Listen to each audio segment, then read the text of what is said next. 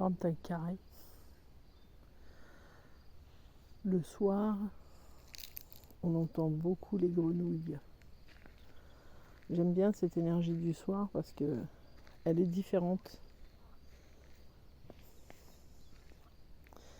Et en général, les minous, ils vont suivre. Et je trouve ça intéressant de me balader le soir. Aujourd'hui, c'est une journée où j'ai beaucoup marché. J'ai des problèmes de dos suite à mon accident du travail. Et pour ma santé, il serait bon que je perde du poids et aussi que je marche. Ah, encore un minou. Avec les autres qui suivent. Et du coup, c'est intéressant de voir à quel point quand on traverse... alors je suis désolée, hein, des fois il y aura la lumière, des fois il n'y aura pas. C'est intéressant de voir que quand on traverse des moments qui sont difficiles comme ceux-là, comme ceux que je traverse, qui ont été dus au fait de...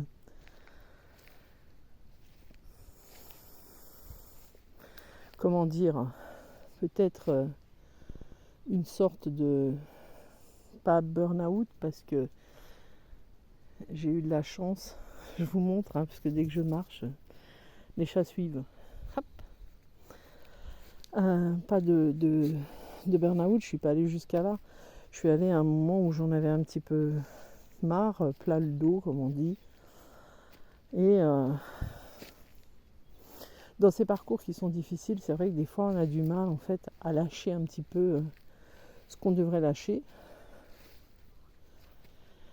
Et c'est vrai que j'étais rentrée dans une routine parce que j'avais pas vraiment le choix, mais la maison... Ah, encore un autre minou. Eh oui, c'est la maison des chats ici. On a beaucoup de chats. Et en fait, être rentrée dans cette un peu routine de la maison, des enfants, de s'occuper des animaux, du travail. Le travail me prenait aussi beaucoup de temps et je pensais à diminuer, mais je ne l'ai pas fait. Et du coup, l'univers m'a donné un coup de main. Je me suis retrouvée avec un accident du travail, une très grosse douleur dans le bas du dos, qui fait que j'ai pas vraiment eu le choix. Je vous montre un peu la nature. Pendant ce temps où j'ai pas le choix que de ne plus pouvoir travailler, actuellement, j'ai décidé de regarder et de mettre en place surtout ce que je n'avais absolument plus le temps de faire, c'est-à-dire de regarder un peu, de remettre en place ce que j'aimais faire, tout ce qui me passionnait. Alors moi je suis beaucoup dans la créativité, je suis beaucoup aussi dans le fait de... Encore un minou. Dans le fait d'apprendre. J'aime beaucoup tout ce qui est chiffres, j'aime beaucoup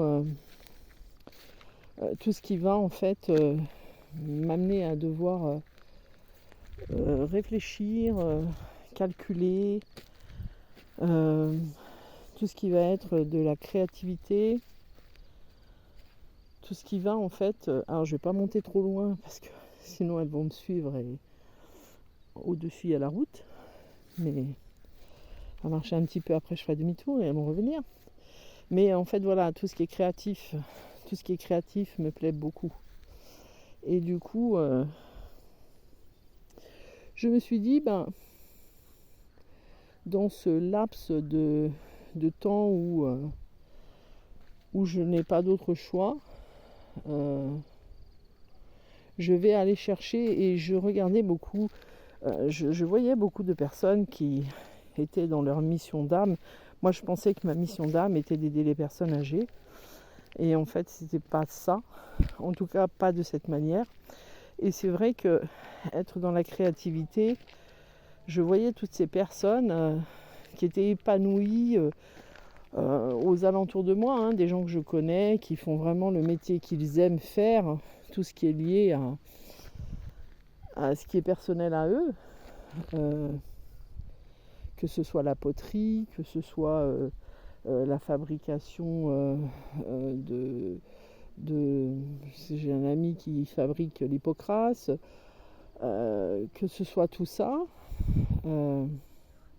ou que ce soit tout simplement ceux qui en fait se formaient à l'énergétique ou au bol tibétain. Je voyais toutes ces personnes-là, ou même d'être dans la créativité, fabriquer des sacs, enfin bref, je voyais tous ces gens-là s'épanouir. C'était pour eux comme pour certains, le travail principal. Pour d'autres, c'était vraiment un deuxième travail. Et en fait, je me disais, mais il y a quelque chose qui ne va pas dans ce que je fais, parce que une mission d'âme, elle est censée nous élever, elle n'est pas censée nous rendre malades. Et c'est vrai qu'au début de mon travail, ça m'élevait beaucoup. Et ensuite, j'ai commencé un peu à m'éteindre. Voilà. Moi, je suis quelqu'un qui a besoin de beaucoup bouger, de faire vraiment 36 choses qui lui plaisent à la fois. Et c'est vrai que là, je me retrouvais un peu coincée. Et c'est vrai que j'ai décidé de m'inscrire à une formation de couturière en ligne. Parce que de toute façon, je suis en accident de travail, donc je ne peux pas travailler. Mais vraiment d'apprendre et faire ce que j'ai envie de faire. Et ce qui m'a beaucoup aidé aussi, c'est un jour où on est allé avec ma moitié à Romans-sur-Isère, dans cette boutique ésotérique, où j'ai vu des pochons qui étaient faits en crochet. Et moi, je me disais toujours, mais je sais tricoter, je sais coudre. Même si je fais une formation, c'est pour avoir le statut. C'est pas parce que je ne sais pas coudre, mais c'est pour avoir le statut. Je sais faire beaucoup de choses de ce niveau-là. Mais en fait, tout ça, tout ce qui fait partie de moi, il faut absolument que je m'en serve à quelque chose. Et c'est quand j'ai vu ça dans cette boutique que je me suis dit, mais en fait, c'est ça que j'ai envie de faire. Être indépendante à un moment, bien sûr, et créer des choses. Il y a une époque, quand j'avais ma boutique ésotérique en ligne, je voulais faire les médiévales, faire les marchés, enfin, les choses comme ça. Et c'est vrai que je ne l'ai pas fait. Et maintenant, en fait, c'est quelque chose qui me parle plus, parce que j'ai plus le temps de me poser, le temps de regarder, le temps le temps de se poser, il est important. Parce que quand on est dans une vie, quand on a des enfants, quand on est dans une vie où on a un boulot gagne-pain qui ne nous épanouit pas, c'est vrai qu'on passe notre temps à courir, on passe notre temps... moi, les journées, je ne les voyais pas passer. Je passais vraiment du temps, le temps de se lever, de s'occuper des enfants, de s'occuper des animaux, d'aller au travail. Je partais directement travailler, je revenais en fin de journée, le temps d'arriver à la maison. Voilà, j'avais l'impression de faire que ça. Et en faisant que ça m'a éteinte. Et c'est vrai que quand on est pris dans ce tourbillon-là, on ne s'en aperçoit pas sur le coup. Parce que j'avais des personnes que je m'occupais, que j'aimais beaucoup. Au travail, avec mes collègues, ça se passait plutôt bien. Donc c'est vrai que je ne me rendais pas compte que en fait, ça ne me nourrissait pas. En même temps, on n'est jamais à un endroit par hasard, parce que dans cet endroit-là où j'étais, il y a eu des choses qui m'ont permis d'évoluer aussi, d'avoir beaucoup de compréhension, de travailler l'injustice générale. Donc y être, je suis très contente d'y avoir été. En même temps, c'était aussi pour terminer un cycle, donc voilà. Et du coup, maintenant, je me sens vraiment alignée avec ce que j'ai envie de faire, avec les projets que j'ai envie de mettre en place. Et c'est vrai que je discutais, on va essayer de se rapprocher pour avoir de la lumière. Allez, les minous. Et c'est vrai que de discuter avec des personnes là ces derniers jours, surtout aujourd'hui où les sujets de conversation étaient trop longs pour que je les raconte en 5 minutes, mais dans les discussions, c'est ce que j'ai expliqué un peu à certains. C'est vrai que la plupart, elles ont atteint presque le burn-out, justement parce qu'elles n'étaient pas nourries correctement de la bonne manière, si on peut dire. Je vais essayer d'aller dans un autre endroit où ça va s'allumer. Parce que c'était toujours les mêmes choses. C'est toujours les mêmes choses, c'était un peu métro boulot dodo et rien qui était épanouissant. Et c'est vrai que dans ces conversations,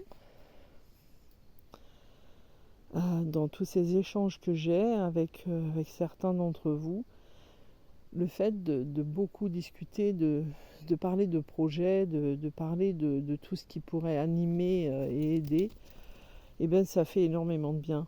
Alors quand on est dans cette période où on est un peu coincé avec le travail, avec tout ça, dans une vie un peu sédentaire, c'est vrai qu'on passe, parce qu'il y en a parmi vous qui le passent, mais on a cette période en fait où on va vraiment toucher le fond, où on va pas être bien du tout, jusqu'à ce qu'on arrive à lâcher et à se dire allez, maintenant c'est le moment, et puis le moment, le grand saut, c'est magnifique ça, c'est maintenant.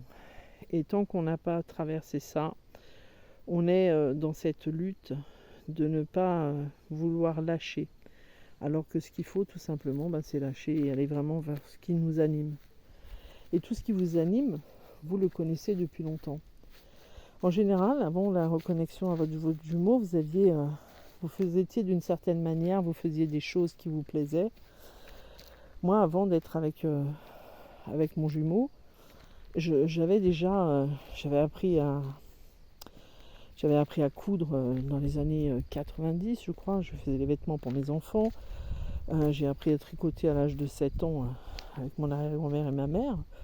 J'ai appris à faire du crochet à l'âge de 12 ans avec une dame, père son âme, elle n'est plus là. Mais voilà, tout ça, je l'avais appris à cette époque. Et j'avais aussi, quand j'étais petite, ce qui m'animait, c'était vraiment, je dessinais pour créer des robes, des choses comme ça. Donc en fait, j'avais aussi ce côté où j'ai étudié tout ce qui est comptabilité. Et c'est vrai que tout maintenant se réunit dans le fait que tout ce que j'ai appris, c'est pour mon indépendance. Alors, si vous ne savez pas trop où vous en êtes, regardez ce que vous faisiez avant votre reconnexion. Regardez aussi ce que vous faisiez quand vous étiez enfant. Voilà. Et c'est là où, en fait, les clés, vous allez les voir. Sur ce, je vous souhaite une belle fin de journée. Enfin, une bonne nuit, parce que c'est déjà 9h. Et je vous dis... alors, demain, je vais faire la vidéo sur la phase de la réunion. Voilà. Je vous embrasse. À tout bientôt. Ciao, ciao.